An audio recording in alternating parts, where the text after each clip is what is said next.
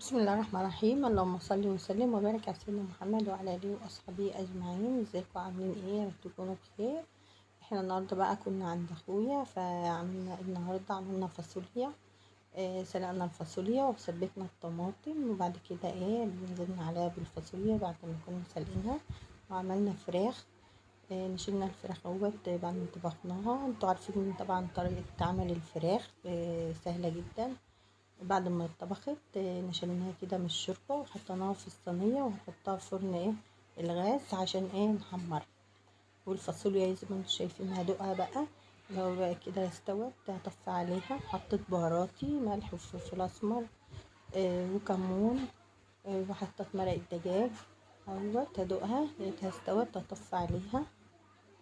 والفراخ بقى رشيت عليها كده زيت اهيت بالفرشة كده برش عليها زيت على وشها كده بالفرشة، بدهنها كده زيت بالفرشة، وهولع بقى فرن الغاز وادخلها جواه عشان تحمر من فوق ومن تحت والفاصوليا كده استوت. طفيت عليها وعاملة رز ابيض واعمل سلطة جنب الاكل بالشكل ده. الفاصوليا استوت.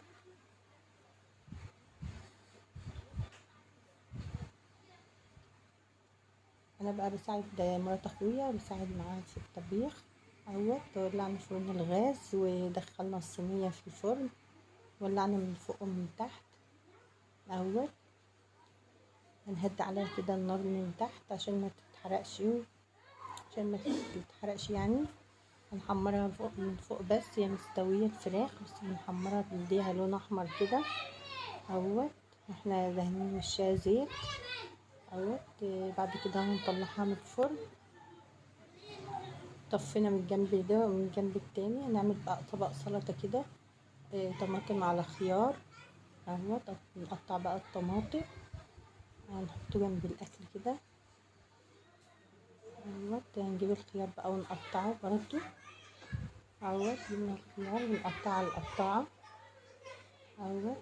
نقطعه صغير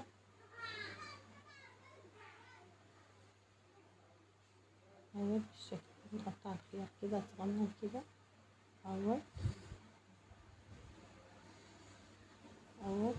بعد كده بقى هنقدم الاكل. انا صورت وانا بقدم الاكل بس اللقطه بتاعت تقديم الاكل اتمسحت، معلش بقى يا حبايبي. ده بقى الغدا بتاعنا النهارده عند اخويا. عاملين فراخ محمرينها في فرن الغاز، وعاملين فاصوليا فاصوليا بيضه اللي هي الفاصوليا الناشفه يعني، وعاملين رز ابيض، وعاملين جنبه سلطه كده طبق سلطه.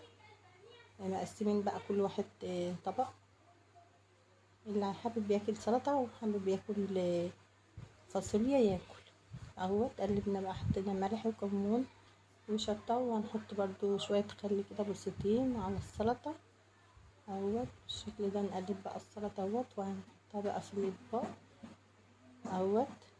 هنحطها بقى في وسط الاكل. وبقية الفيديو بقى اتمسح. لو عجبكم الفيديو ما تنسوناش باللايك. مع السلامه. مع السلامه يا حبايبي.